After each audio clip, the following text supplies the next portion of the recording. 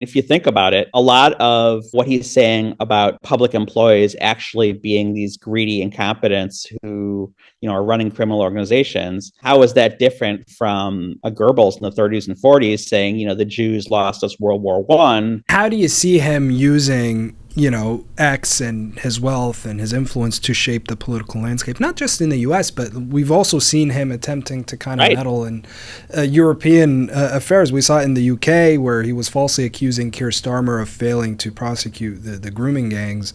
And Right. then in Germany where he endorsed the far-right AfD party in the elections, the upcoming Right. elections that they have this month. So again, just the implications of that. The important thing is to understand is, in this case, this is something he's kind of built up over years. He also, like Trump, has this cult-like following to whom he kind of defines reality. So he can just make up the most fantastical things, right? The Starmer thing, right? Just make them up, right?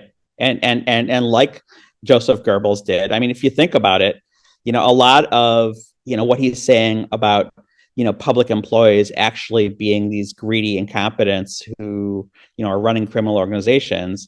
I mean, how is that different from, a Goebbels in the 30s and 40s saying, the Jews lost us World War One, and, they're responsible for everything bad that's happening in Germany, right? So a lot of its influence comes in defining reality. And that's, to me, the most terrifying, most fascist part of the MAGA reality of all is just the invention of reality stuff. When we had these cataclysmic fires in California a couple weeks ago, you just had, I would just get into arguments with people on social media who just absolutely believe made up things about why these fires happened. They didn't happen because of global warming.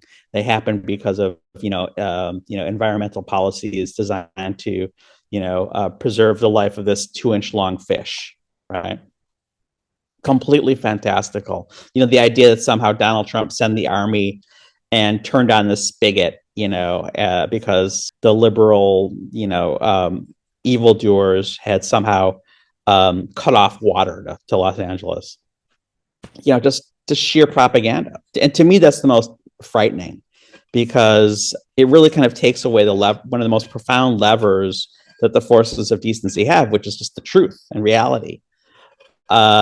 And when the dictator can make his followers say 2 + 2 = 5, anything is possible.